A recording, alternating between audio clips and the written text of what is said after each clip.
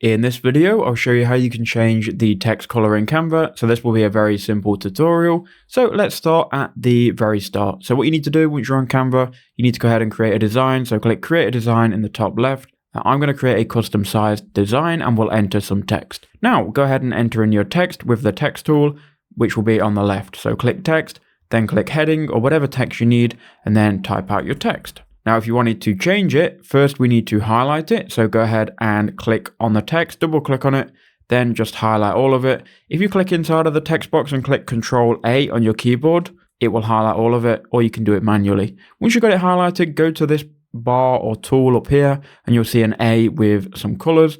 Hover over it and you'll see text color. Click on that, and then you can choose the color. I'm going to change it to red. You can also change to a custom color. To do that, click add a new color, and you can then change for any of these colors or enter in the color code. Then once you're happy, just click off that, and there you go. Your text has now changed color.